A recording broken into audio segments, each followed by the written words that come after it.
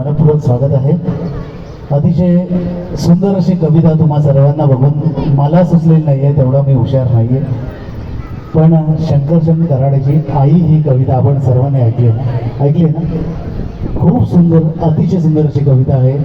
So या निमित्तानं तमाम माऊलींना माझा नमन, माझा प्रणाम आहे। आणि म्हणूनच शंकरचंद कराडेची अतिशय सुंदर कविता आपल्या समोर ठेवण्याचा प्रयत्न करतोय, बघूया कितपत जमते। की आज म्हणलं, संजय साहेब कविता खूप सुंदर आहे का? आज म्हणलं स्वतःला जरा जाब विचारावा, आज म्हणलं स्वतःला जरा जाब विचारावा, आईसाठी आपण काय करतो याचा आढावा घ्यावा। आज म्हणलं जरा स्वतःला जाब विचारावा, आईसाठी आपण काय करतोय याचा आढावा घ्यावा। आपण पहाटे उठलोय आणि आई दुपारी, असं कधी घडलंय? आपण पहाटे उठलोय आणि आई दुपारी, असं कधी घडलंय? आपण जेवायच्या आधी आईचं ताट आपण कधी वाढलंय? काय सुंदर रचना आहे बघा।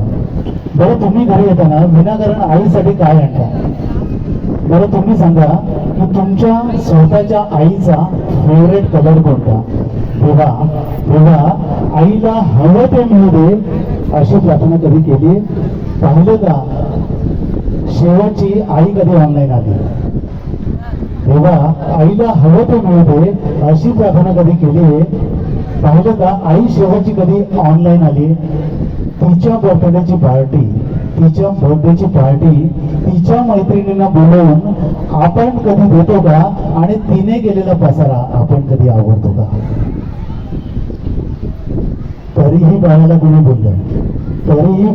बोललं की तिचं मन येतं भरून, तरीही बाळाला कोणी बोललं की तिचं मन येतं भरून, आपण बोलताना मात्र विनाकारण शिव्या आई भरून। आणि लक्षात ठेवून सतत ती बाळासाठी हात पसरते, लक्षात ठेवून सतत ती बाळासाठी हात पसरते, कधी देवापुढे, कधी दैवापुढे, कधी नशिबापुढे।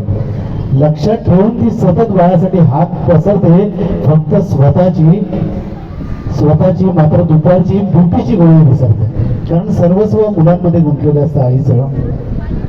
आईची आई होऊन बाळांनो कधीतरी वागा ना, आईची आई होऊन बाळांनो कधीतरी वागा ना, तिचं खडबड हातात घेऊन एकदा बघा ना। कितीही कर्तृत्व गाजवा तुम्ही, कितीही कर्तृत्व गाजवा तुम्ही, झोप कमी पडते, आईने कडेवर घेतल्यावरच आपली उंची वाढते। खूप सुंदर शब्द रचना आहे। उगाच कशाला त्या अध्यात्म आणि श्रद्धेच्या गप्पा आणता, उगाच कशाला अध्यात्म आणि श्रद्धेच्या गप्पा आणता? आईच्या पोटी जन्माला येता आणि देव कुठे म्हणता? जरा खरंच जोरदार टाळ्या दिल्या पाहिजे तर शंकरचंद कराडे यांच्यासाठी। आईला सतत मुलांचा ध्यास, आईला सतत मुलांचा ध्यास, त्यांच्याच प्रेमाची बंदी। बाळांनी गंमत आणली नाही तरी आई सदा आनंदी। नको कुणाशी स्पर्धा देवा, नको कुणाशी स्पर्धा देवा, नको कुणाचा हेवा, नको कुणाशी स्पर्धा देवा, नको कुणाचा हेवा। जग जिंकायचं ना मित्रांनो तर आईच्या पायावर डोकं ठेवा, आईच्या पायावर डोकं ठेवा। अतिशय सुंदर रचना शंकरचंद कराडे यांची होती।